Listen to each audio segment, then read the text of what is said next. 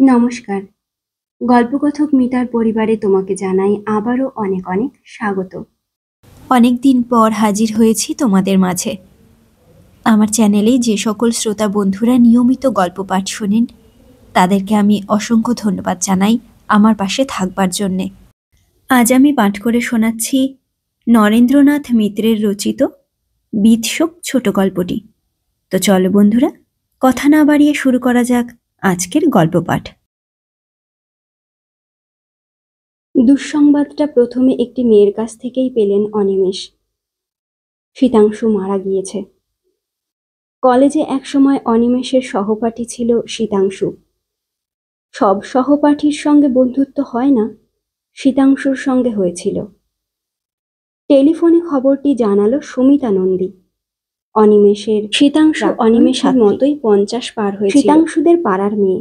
আজকালকার দিনে মরবার বয়স একে বলে না। মানুষের আয়ু অনেক দীর্ঘতর হয়েছে। সম্ভোগের স্পৃহা, হয়তো বা ক্ষমতাও বেড়েছে। আজকাল আর বন চাষে কেউ বনে যায় না। বনে যাওয়ার পরামর্শও কেউ কাউকে দেয় না, বরং স্বচ্ছন্দেই উপবনে বিহার করে। কিন্তু শীতাংশু ছিল স্বাস্থ্যহীন। স্ত্রীর সিঁথিতে সিঁদুর আর তাকে আমিষ ভোজনের সুবিধাটুকু দেওয়া ছাড়া শীতাংশুর বেঁচে থাকবার আর কোনো সার্থকতা ছিল না। দুঃখ শীতাংশুর জন্যে নয়, তার স্ত্রী সুনন্দার জন্যেও নয়। দুঃখ শীতাংশুর 80 বছরের বুড়ো বাপের জন্যে। তিনি এখনো বেঁচে আছেন, আর বেঁচে থেকে এই দুঃসহ শোক তাকে সহ্য করতে হয়েছে। তার সঙ্গে দেখা করে তাকে সান্ত্বনা দেওয়া অনিমেষের সামাজিক কর্তব্য। কিন্তু সব কর্তব্যই কি মানুষ অনায়াসে অবলীলায় করতে পারে? আত্মীয় হোক অনাত্মীয় হোক, কারো রোগে অনিমেষ সেবা করতে জানেন না। শোকে তিনি সান্ত্বনা দিতেও অক্ষম। শোকের পরিবেশে নিজেকে কেমন যেন বিমূঢ় মনে হয় অনিমেষের। কিংকর্তব্য বিমূঢ়। এসব ক্ষেত্রে গতানুগতিক কথাই তো লোকে বলে, কিন্তু সেই বাঁধা ধরা কথাগুলিও অনিমেষের মুখ থেকে বেরোতে চায় না।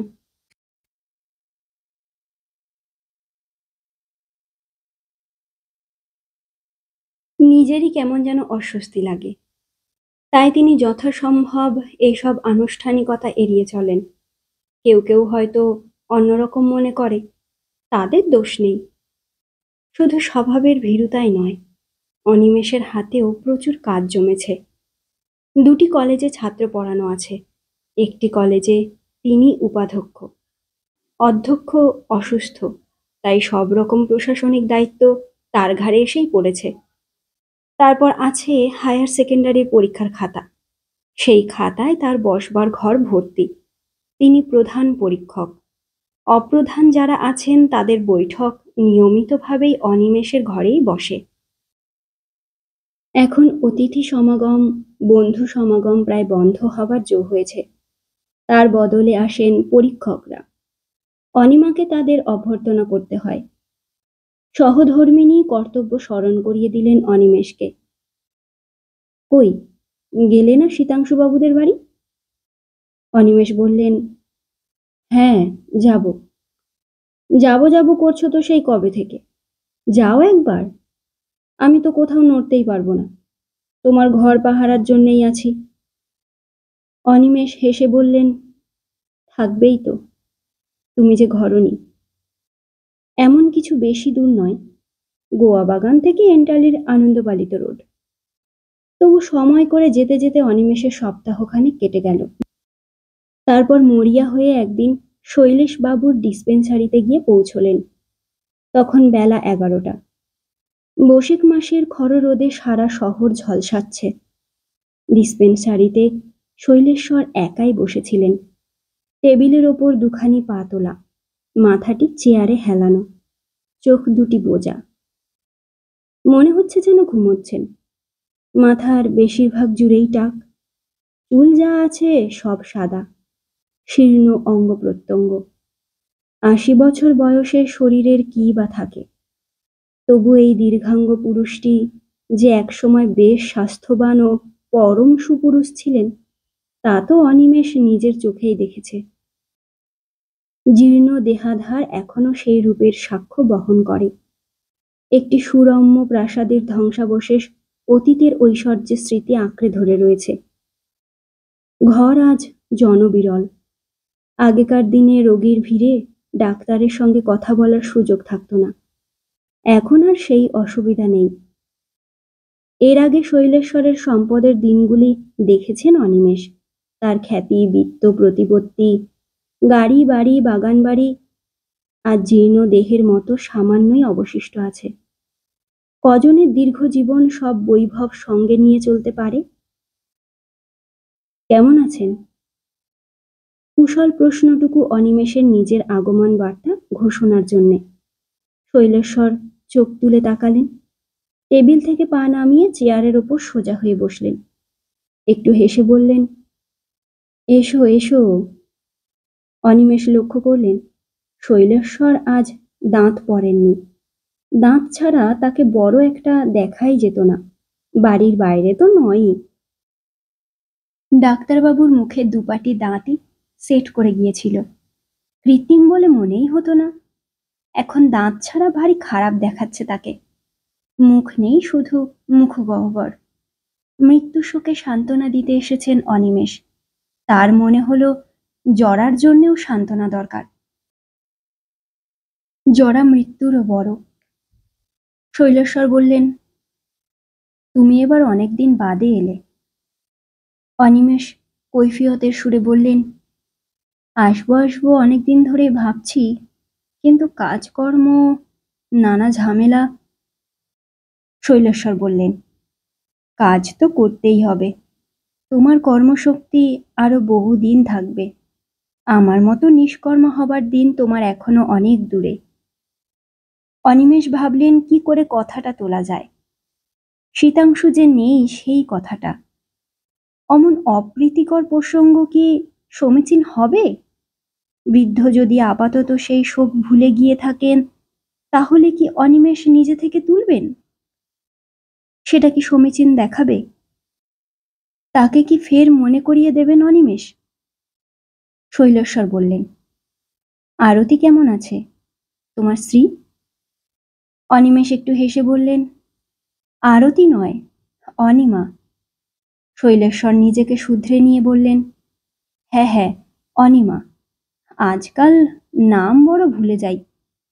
অনেক দিন আসে না, আগে কত আসা যাওয়া ছিল।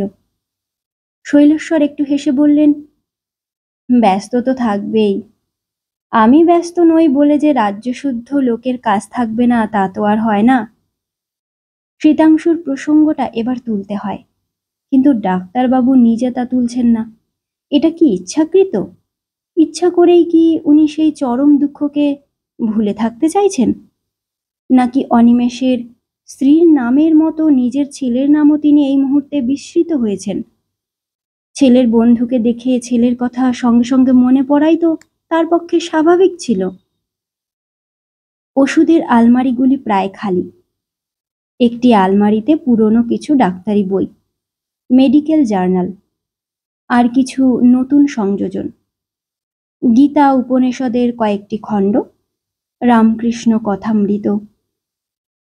অনিমেষের মনে পড়ল আগে ডাক্তারবাবুর অবসর বিনোদনের জন্যে আলমারির ওই তাকটা ভরা থাকত দেশি বিদেশি উপন্যাস আর গল্প সংগ্রহে। অতুল কোথায়? আর কোনো কথা খুঁজে না পেয়ে ডাক্তারবাবুর একমাত্র কম্পাউন্ডারের খোঁজই করলেন অনিমেষ। শৈলেশ্বর বললেন, আমার ভাগিদার জুটেছে। সে এখন আরো এক জায়গায় পার্ট টাইম করে। তাকে তো এখন আর পুরো কাজ আর পুরো মাইনে আমি দিতে পারি নে। তারও তো বাচ্চা কাচ্চা আছে। বেলা বেড়ে যাচ্ছে। এবার জোর করেই অনিমেষ প্রসঙ্গটা টেনে আনলেন, আপনাদের বাড়ির সব কেমন আছে? বাড়ির সব? এবার যেন শৈলেশ্বরের সব মনে পড়ল। তুমি শোনোনি বুঝি? মাস দেড়েক আগে আমার একটি ভাই মারা গেছে। সে অবশ্য আলাদা বাড়িতেই থাকতো, তবু তো ভাই। তারপর সেদিন গেলেন আমার একজন বন্ধু, অন্তরঙ্গ বন্ধু। তারও আগে গেছে ছেলে। সীতু তো তোমার বন্ধু ছিল অনিমেষ, সে আর নেই। অনিমেষ লক্ষ্য করে দেখলেন বৃদ্ধের চোখে জল নেই, বিন্দুমাত্র অশ্রুও তার চোখে পড়ল না। গলা একটু আর্দ্র হয়ে উঠল, তাও কল্পনা মাত্র। অনিমেষ একটু যেন অনুযোগের সুরেই বললেন, আমি কিছুই জানতে পারিনি। শৈলেশ্বর একটু উদাসভাবে বললেন, কে আর কাকে জানায়, আর জানিয়েই বা কি হতো? তাছাড়া তোমার সঙ্গে তো ইদানিং আর দেখা সাক্ষাৎ হতো না, 2 মাস হয়ে গেল।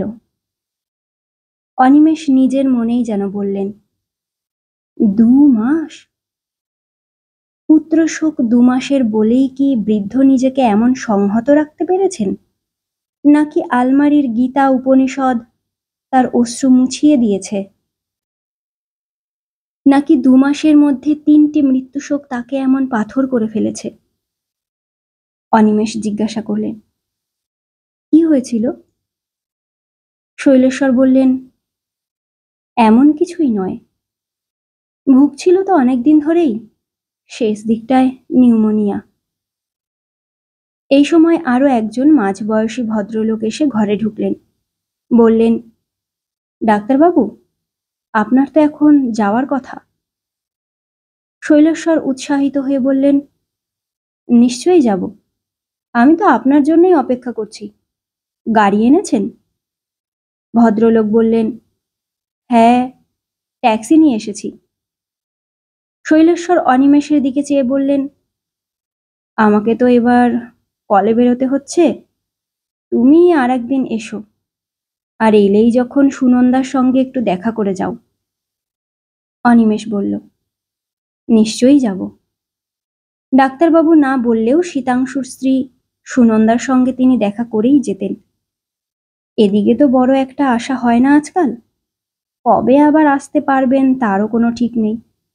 সামাজিক কৃত্যটুকু সেরে যাওয়াই ভালো। মিনিট 5-7 হাঁটতে হয়, পাশাপাশি 2টো গলি। ভুল করে অন্য গলিতে ঢুকে পড়লেন অনিমেষ, ফলে ঘোরাঘুরিটা একটু বাড়ল। নিজের মনেই হাসলেন অনিমেষ, পথ ভুল করতে আমি ওস্তাদ, কতবার এসেছি, তবু ভুল হয়। শেষ পর্যন্ত গন্তব্য গৃহটির সামনে এসে দাঁড়ালেন অনিমেষ। দোতলা বাড়ি, বেশি দিনের পুরনো নয়, বছর 10-12 আগে ডাক্তারবাবু তৈরি করিয়েছেন। বাড়ির উল্টো দিকে একটি কৃষ্ণচূড়ার গাছ ফুলে ভর্তি। কড়া নাড়তেই একটি যুবক এসে দোর খুলে দিল। দিব্যকান্তি প্রসন্ন মুখ, ন্যাড়া মাথায় সবে একটু একটু চুল গজিয়েছে, খালি পা, গলায় পইতে। মুহূর্তের মধ্যে অনিমেষ তাকে চিনতে পারলেন। শীতাংশুর ছেলে উৎপল। অনিমেষ কিছু বলবার আগেই 22-23 বছরের যুবকটি হেসে তার দিকে এগিয়ে এলো। আসুন আসুন, আপনি দাদুর ওখানে এসেছিলেন বোধহয়, চলুন, মা ওপরে আছেন। উৎপলের সঙ্গে সিঁড়ি বেয়ে একটু ধীরে ধীরে দোতলায় উঠলেন অনিমেষ। যুবকের মুখে আগমন বার্তা আরো একবার সানন্দেই ঘোষিত হলো, মা, দেখো কে এসেছেন। সুনন্দা ঘরের ভিতরেই ছিলেন। এগিয়ে এসে অনিমেষের সামনে দাঁড়ালেন, বললেন, আসুন। অনিমেষ দেখলেন তাকালে এখনো যেন নিমেষ ফেলতে ইচ্ছা করে না। উজ্জ্বল গৌরবর্ণা এই রূপবতী শুধু আগের চেয়ে কিছু পুষ্টাঙ্গী হয়েছেন। যৌবন যাই যাই করেও যেন এই অপরূপ রূপাধারের মায়া কাটাতে পারছে না। পরনে সবুজ পাড়ের সাদা খোলের শাড়ি, একেবারে নিরাভরণা হননি, হাতে একগাছি করে চুড়ি, গলায় সরু হার। সুনন্দা মৃদু স্বরে বললেন, আসুন, ভিতরে আসুন। অনিমেষ একবার হাত ঘড়ির দিকে তাকালেন, বললেন, বেলা হয়ে গেছে যে। সুনন্দা এবার একটু হেসেই বললেন, বেলা হয়ে গেছে বলে ভিতরে যাবেন না? বুড়ি ছোঁয়া করতে এলেন বুঝি? কণ্ঠমাধুর্যের সঙ্গে এবার তরল প্রগলভতাও মিশেছে। অনিমেষের মুখে প্রায় এসেই পড়েছিল, বুড়ি কোথায়? কিন্তু কথাটা স্থানোচিত সময়োচিত হবে না বলেই চেপে গেলেন। ঢুকবার আগে সুনন্দা ছেলেকে কি যেন ইশারায় বললেন, তারপর ভাষায় নির্দেশ দিলেন, তোমার যেতে হবে না, সুবলকে ডেকে বলে দাও, তাহলেই হবে। অনিমেষ অনুমান করলেন অতিথি আপ্যায়নেরই ব্যবস্থা হচ্ছে। একটু বাধা দিয়ে বললেন, আবার কোথায় কাকে পাঠাচ্ছেন? সুনন্দা অনিমেষকে ঈষৎ ধমকে সুরে বললেন, সে খোঁজে আপনার কি দরকার? আপনার জন্যে পাঠাচ্ছি নাকি? গেরস্তের নিজের কোনো কাজ নেই নাকি? উৎপল ঘরে ঢুকল না। সুনন্দা অনিমেষকে নিয়ে ঘরে এলেন। কারো গৃহসজ্জার দিকে তাকাবার অভ্যাস অনিমেষের নেই। তিনি গৃহী কিংবা গৃহিণীর সঙ্গেই আলাপে তন্ময় হয়ে থাকেন। আর কোনো দিকে তাকাবার কথা তার মনে থাকে না। ঘরে একটা ড্রেসিং টেবিল আছে, কিন্তু কোনো চেয়ার নেই। তার বদলে চামড়ার দুটি সুদৃশ্য মোড়া রয়েছে। আর আছে একখানা মাঝারি ধরনের সিঙ্গেল বেডের খাট। বিছানাটি নীল রঙের আচ্ছাদনে ঢাকা। অনিমেষ একটি মোড়ায় বসতে যাচ্ছিলেন। সুনন্দা বাধা দিয়ে বললেন, ওখানে কেন? খাটে উঠে বসুন না।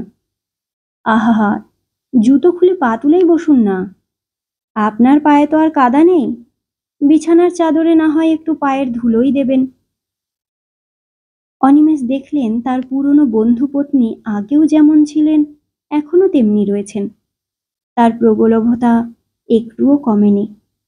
অন্তত কিছুক্ষণের জন্যে অনিমেষ ভুলে গেলেন কি উপলক্ষে তিনি এসেছেন। কে জানে সুনন্দা নিজেও সে কথা ভুলে থাকতে চান কিনা, ভুলিয়ে রাখতে চান কিনা। কিন্তু অনিমেষ তাড়াতাড়ি কর্তব্য সারতে ব্যস্ত। তার ফেরার তাড়া আছে, কাজের তাড়া আছে। এই রোদের মধ্যে অনেক দূর তাকে ফিরে যেতে হবে। চাইলেই ট্যাক্সি মেলে না, বাসে ওঠা দুরূহ। তিনি এবার প্রায় জোর করেই প্রসঙ্গটা উত্থাপন করলেন। শীতাংশু তাহলে চলেই গেল? গলায় একটু আর্দ্রতা আনবার চেষ্টা করেছিলেন অনিমেষ, কিন্তু নিজেই বুঝতে পারলেন তা আসেনি। কৃত্রিমতাটুকু যদি সুনন্দার কাছে ধরা পড়ে থাকে তিনি নিশ্চয়ই হেসে উঠবেন। অনিমেষের বরং সেই আশঙ্কাই হলো। সুনন্দা উচ্চ হাসি করলেন না, মৃদু হেসে বললেন, তিনি কি আজ গেলেন নাকি? অনিমেষ অপরাধীর ভঙ্গিতে বললেন, না, 2 মাস আগের ঘটনা, কিন্তু আমি শুনেছি সেদিন মাত্র। সুনন্দা মোড়ার ওপরে বসেননি, খাটের ওপরেও নয়। একটু দূরে দাঁড়িয়ে তিনি অনিমেষের সঙ্গে কথা বলছিলেন। একবার খোলা দরজার দিকে তাকালেন তিনি, তারপর অনিমেষের দিকে চেয়ে বললেন, 2 মাসও নয়, তারও অনেক আগে থেকেই বলতে গেলে তিনি ছিলেন না। যেভাবে ছিলেন তাকে থাকা বলে না। তিনি বেঁচে গেছেন। অনিমেষের গলায় যদি বা একটু কৃত্রিমতা এসে থাকে, সুনন্দার গলায় তার আভাস মাত্রও নেই। সহজ সরল সুস্পষ্ট ঘটনার বিবৃতি তিনি দিয়ে যাচ্ছেন। কথাটা ভালো করেই জানেন। গত 10-12 বছর ধরে কি তারও বেশি শীতাংশু মানসিক দিক থেকে অসুস্থ হয়ে পড়েছিল। তারপর শারীরিক অসুস্থতাও আসে। দেহ মন তো অবিচ্ছিন্ন, একটি খারাপ হলে আরেকটি খারাপ হবেই। চিকিৎসাদি সাধ্য মতো শৈলেশ্বর করিয়েছিলেন, হয়তো সাধ্যের অতিরিক্তও করিয়ে থাকবেন, কিন্তু রোগ সারেনি। ডাক্তাররা বলেছিলেন কোনোদিনও সারবে না। শীতাংশু কোনোদিন ভায়োলেন্ট হয়নি। যদি বা কচ্ছিৎ কখনো হয়ে থাকে অনিমেষ তা জানেন না। শীতাংশু অনিমেষকে দেখলে শুধু হাসত, হয়তো সবাইকে দেখলেই হাসত। অনিমেষ সেই হাসির কোনো অর্থ ভেদ করতে পারতেন না, কিন্তু সেই অপার্থিব হাসি দেখলে অনিমেষের গা শিরশির করত। অনিমেষ বালকের মতো মাতালকে ভয় করেন, পাগলকে ভয় করেন। যদিও তিনি জানেন মদ না খেলেও লোকে মাতাল হয়, উন্মাদ বলে চিহ্নিত না হলেও লোকের উন্মত্ততার সীমা থাকে না। ব্যর্থ বাসনায়, ক্রোধের প্রাবল্য, ঈর্ষার দেশে মুহূর্তে মুহূর্তে মানুষ সুস্থতার সীমা ডিঙিয়ে যায়। তবু প্রমত্ত আর উন্মত্তকে তার ভারী ভয়। এরই মধ্যে সুবল প্লেট ভর্তি মিষ্টি নিয়ে এসেছে। বেঁটে খাটো স্বাস্থ্যবান চেহারা, দেখলেই বোঝা যায় কাজের ছেলে। সুবল বলল, মা, কোথায় রাখবো? সুনন্দা বললেন, আমার কপালে। তারপর তার হাত থেকে মিষ্টির প্লেট আর জলের গ্লাসটি নিয়ে অনিমেষের দিকে একটু এগিয়ে গিয়ে বললেন, নিন। অনিমেষ হাত বাড়ালেন না, শুধু হেসে বললেন, কি সর্বনাশ, এসব কে খাবে? কেন, আপনি? অনিমেষ বললেন, আমার মিষ্টি খাওয়া বারণ। কে বারণ করেছে? ডাক্তার। কোন রোগের ডাক্তার? হৃদরোগের। সুনন্দা হেসে বললেন, ও রোগ কি আপনার এই নতুন হলো নাকি? অনিমেষ এ কথার কোনো জবাব দিলেন না। সুনন্দা বললেন, খান খান, সব না পারেন একটি দুটি নিন। একটি মিষ্টি খেলে আর মারা যাবেন না, আর যদি জানি যাবেন। একটি নিষিদ্ধ সন্দেশ শেষ পর্যন্ত তুলে নিলেন অনিমেষ। এক হাতে প্লেট আর এক হাতে জলের গ্লাস ধরে রয়েছেন সুনন্দা। একটু হেসে বললেন, আমাকে একটি টিপয় ভেবে আপনি দেখছি একেবারেই ছোট জগন্নাথ হয়ে রইলেন। এমন টিপয় দেখেছেন কখনো? অনিমেষ স্বীকার করে বললেন, না, দেখিনি। তাহলে দেখুন, এবার দয়া করে জলের গ্লাসটি নিন। তারপর দৌড়ের দিকে পিছন ফিরে তাকিয়ে ডাকলেন, বাবা সুবল, এবার তোয়ালেখানা নিয়ে এসো। জল খাওয়া হয়ে গেলে গ্লাসটি আর প্লেটখানা সুবলের হাতে ফেরত দিয়ে সুনন্দা বললেন, আপনাকে মিষ্টি খাওয়াচ্ছিলাম কেন জানেন? অনেক সময় সংক্ষিপ্ত জবাবই নিরাপদ। অনিমেষ মাথা নেড়ে বললেন, না। সুনন্দা বললেন, এখানে আসবার আগে আপনি নিশ্চয়ই আমার শ্বশুরের ওখানে গিয়েছিলেন। তার কাছে অনেক অশুভ সংবাদ শুনেছেন। কোনো শুভ সংবাদ তিনি শুনেছেন কি? তার যা ভুলো মন। অনিমেষ বললেন, না, তেমন কিছু তো শুনিনি। সুনন্দা বললেন, তাহলে শুনুন, আপনাকে একটা সুখ সংবাদ দিচ্ছি। কমলবাবু বিয়ে করেছেন। কোন কমলবাবু? আপনি তো আসা যাওয়া ছেড়েই দিয়েছেন, তাই সব ভুলে গেছেন। নাকি আমার শ্বশুরের হাওয়া লেগেছে গায়ে? 15-20 বছর ধরে তো তার সঙ্গেই আপনার বন্ধুত্ব জমে উঠেছে। কমল, তাকে আপনি ভালো করেই চেনেন। আমার দেওর হয় সম্পর্কে। যখন আসা যাওয়া ছিল আপনি তার সঙ্গে তাস টাস খেলেছেন, অনেকবার হেরেও গেছেন। সেই কমলের এবার বিয়ে দিলাম। শ্রীমানের বয়স এখন 45। অনিমেষ বলল, তা শ্রীমতীর? তারও গোটা 35 হবে। কমলের একটু কম বয়সের দিকে ঝোঁক ছিল। আমি তাকে নিষেধ করেছি, অমন কাজও করো না, বিপদে পড়বে। অফিস আদালত সব বাদ পড়বে। বউ আগলে বসে থাকতে হবে রাত দিন। কেমন বউ হয়েছে? সুন্দর বউ। আপনার চেয়েও সুন্দর? সুনন্দা বললেন, তা কেন হতে যাবে? আমি কি সব ব্যাপারেই হারবো নাকি? আমার চেয়ে সুন্দর নয়, তবে আমার চেয়ে ঢের ঢের বিদুষী। অনিমেষ বললেন, বিদ্যায় আপনি কি কিছু কম যান নাকি? সুনন্দা বললেন, নিশ্চয়ই চুরিবিদ্যার কথা বলছেন। এবার অনিমেষ উঠে দাঁড়ালেন। আর দেরি করা চলে না। বেলা প্রায় 12:30। সুনন্দা বললেন, যাবেনই তো? এত বেলায় একেবারে স্নানাহার সেরে গেলেই তো পারতেন। ভয় নেই, আমার রান্নায় মিষ্টি বেশি থাকে না। অনিমেষ বললেন, আজ থাক, আর একদিন হবেও সব। নিচে নেমে সদর দরজা পর্যন্ত অনিমেষকে এগিয়ে দিলেন সুনন্দা। ছেলেকে ডেকে বললেন, সঙ্গে যা, একটা ট্যাক্সি ডেকে দে। ট্যাক্সি যদি না পাস, একটা রিক্সা নিশ্চয়ই করে দিবি, বাস স্টপ পর্যন্ত নিয়ে যাবে।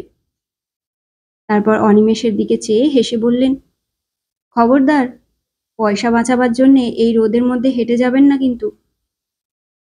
উৎপল রাস্তায় নেমে অনিমেষের পাশে পাশে হাঁটতে লাগলো। তারপর একসময় একটু হেসে বলল, আপনার সঙ্গে কোনো কথাই বলতে পারলাম না, আর একদিন যখন আসবেন তখন বলবো। অনিমেষ পরম স্নেহে ছেলেটির পিঠে হাত রাখলেন। স্মিত মুখে বললেন, নিশ্চয়ই, আমি আসব। তুমিও তো যেতে পারো। আমার ঠিকানা জানা আছে তো? উৎপল বলল, দাদুর কাছে চাইলেই তো পাবো। তা পাবে। কয়েক হাত দূরে একটি রিকশাওয়ালা খালি একখানা রিকশা নিয়ে ধীরে ধীরে হাঁটছিল। উৎপল দ্রুত পায়ে গিয়ে তাকে ধরল। তারপর অনিমেষের দিকে চেয়ে বলল, এখানে ট্যাক্সি পাবেন না, রিকশাই নিন আপনি। বাস স্টপ পর্যন্ত যাবে, 30 পয়সা নেবে। অনিমেষ বললেন, বেশ তো। রিকশায় উঠবার আগে আর একবার তাকালেন উৎপলের দিকে। পুরোপুরি নয়, তবে খানিকটা আদল আসে শীতাংশুর মুখের। রিকশায় বসে এতক্ষণে মৃত বন্ধুর কথা মনে পড়ল অনিমেষের। তার জন্যে শোক প্রকাশ করতে এসেছিলেন। সেই অবকাশ আর হয়নি। শোকেরও তো একটা অনুষঙ্গ চাই। সুনন্দার দোষ দেওয়া চলে না। শীতাংশু যেমন তিলে তিলে মরেছে, সুনন্দাও হয়তো তেমনি তিলে তিলে শোক করেছেন। সেই শোক হয়তো লোকচক্ষুর অন্তরালে। জীবনের একটা দীর্ঘ সময় জুড়ে সেই শোকসজ্জা পাতা। কিন্তু অনিমেষের তো তা নয়। তিনি পীড়িত বন্ধুর জন্যে আফসোস করেছেন, কিন্তু গভীরভাবে শোকার্ত কি হয়েছেন মনে পড়ে না। আজ অনিমেষের ইচ্ছা হলো তার মৃত্যু সংবাদ শেষবারের মতো তার হৃদয়ে বিপুল শোকাবেগ এনে দিক। এক নিমেষের জন্যে একটি নীরব নিভৃত শোকসভার অনুষ্ঠান হোক। শীতাংশুর জন্যে সেইটুকুই যথেষ্ট। কিন্তু আবেগ অত সহজলভ্য নয়। শীতাংশুর সঙ্গে হৃদয়ের সম্পর্ক বহুদিন অপরিশীলিত ছিল। প্রীতির ঝর্ণা কবে শুকিয়ে গিয়েছে তা তিনি নিজেই জানেন না। ওর সঙ্গে প্রথম জীবনের দিনগুলির কথা মনে আনবার চেষ্টা করলেন অনিমেষ। সেই একই সঙ্গে পড়াশোনা করা, কলেজে যাওয়া, সাহিত্য রাজনীতি নিয়ে আলোচনা, আচার আচরণের লক্ষণ দেখে রমণী হৃদয় রহস্যের অর্থভেদের যৌথ প্রয়াস। স্মৃতি আছে, কিন্তু আর কিছুই নেই। অনিমেষের মনে হলো তিনিও অংশত মৃত। সত্তার যে অংশ শীতাংশুর জন্যে ধরা ছিল তা আর নেই। অনিমেষ ভাবলেন, শুধু শীতাংশু কেন, আরো অনেকের ক্ষেত্রেই তিনি মৃত। তারাও জীবিত নয়। তিনিও শোকরহিত, তারাও শোকরহিত। উৎপল কোত্থেকে এক বুড়ো রিকশাওয়ালাকে জুটিয়ে দিয়েছে তাই দেখো। এই রোদে গরমের মধ্যে অনিমেষের মতো ভারী ওজনের একটি শক্ত সমর্থ মানুষকে বয়ে নিতে লোকটির নিশ্চয়ই খুব কষ্ট হচ্ছে। কিন্তু বুড়ো তো জানে না সে একটি জীবন্ত মানুষকে বয়ে নিয়ে যাচ্ছে না, একটি লাশ টেনে নিয়ে চলেছে। সেই অশনাক্ত শবদেহের জন্য পৃথিবীতে শোক করবার কেউ নেই, কেউ নেই।